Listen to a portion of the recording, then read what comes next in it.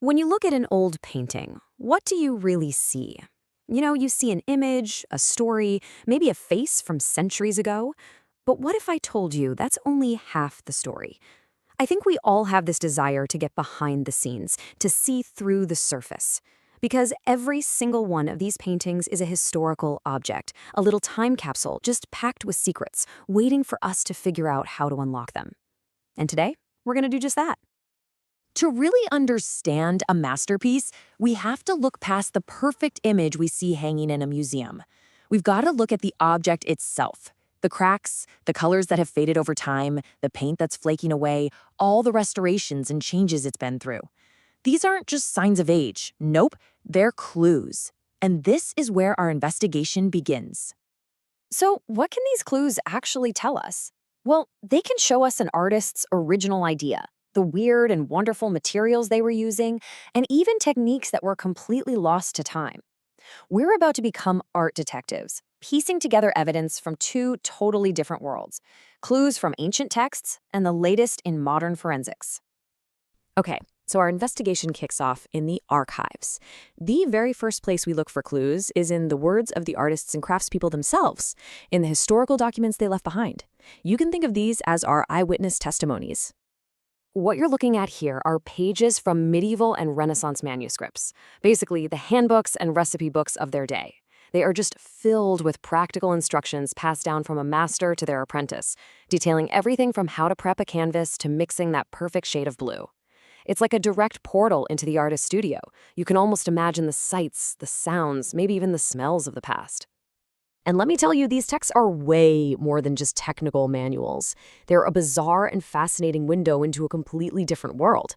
I mean, what's really wild about this is the variety. Right alongside a recipe for paint pigment, you find this, a tip from an 18th century text on how to cure a toothache by holding two live moles until they die. Or, get this, a method for painting with oil underwater, which was supposed to keep the paint from forming a skin. These aren't just recipes, they are artifacts from a totally different way of thinking. But even more important, these texts show us the intent behind a technique. This quote from 1691 describes a special varnish used by the legendary Greek painter Apelles. It wasn't just there to protect the painting, it was an optical tool. The whole point was to soften harsh colors, add depth, and make the entire painting feel unified so it looked as through a glass. This tells us not just what they used, but why they used it. But, historical texts alone aren't going to cut it. Our eyewitnesses can be a bit unreliable. So, for part 2 of our investigation, we're taking the paintings into the lab and breaking out the tools of modern science. Yeah, see, here's the problem. Artists weren't technical writers. Their recipes can be super vague, use words we don't understand anymore, or just leave out really important steps. They were practical people, They composed with a brush, not with a pen.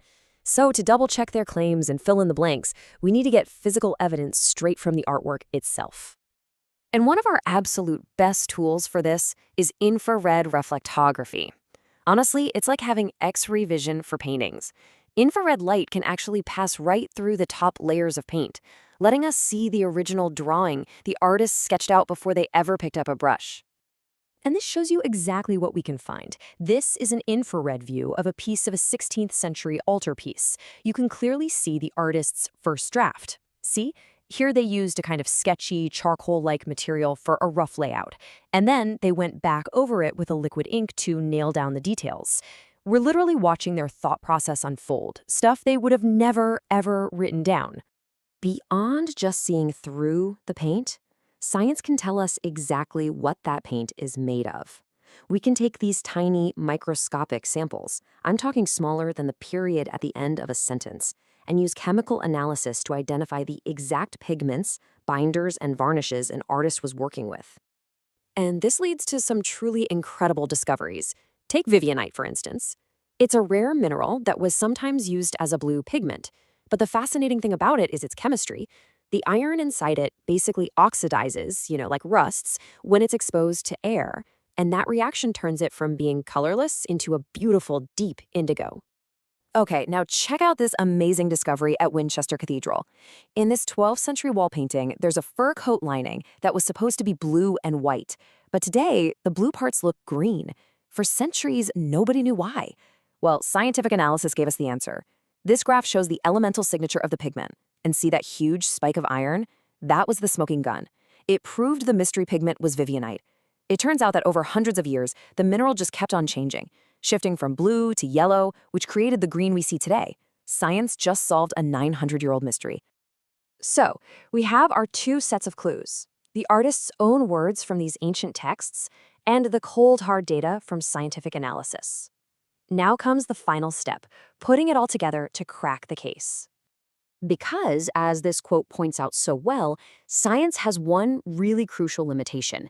It can tell us that the painter used vivianite, but it can't tell us why they chose it instead of some other blue pigment. It gives us the facts, but it doesn't give us the meaning. So here's the bottom line. Each of these paths to the truth gives us a totally different piece of the puzzle. The historical texts give us the artist's intentions, the why. The scientific analysis gives us the material facts, the what. On their own, they're incomplete. But when you bring them together, that's when the painting really comes to life. The real breakthroughs happen when these two fields actually collaborate. It's this multidisciplinary approach where you have art historians digging through ancient texts, working side by side with conservation scientists in a lab. The history gives context to the scientific data, and that data either confirms or challenges what the old texts have been telling us all along. Let's wrap up with one last amazing example: J.M.W. Turner. His paintings are famous for their incredible light and texture, right? Well, scientific analysis of works like this one found he used all sorts of weird additives, like beeswax and this gel-like medium called magilp. Now, by itself, that's just a list of materials. But when we combine that finding with documentary sources, like artists' manuals from his time that actually describe how to make and use magilp to create thick, textured paint, suddenly it all just clicks. We finally understand his technique. We see him as this obsessive experimenter, creating these revolutionary effects. So the next time you're in a museum, just look a little closer. Remember that every brush stroke, every crack, every single color is a clue. It's all part of a story that stretches all the way from a medieval workshop to a modern laboratory. A story that's still being uncovered. The only question is, what will you see?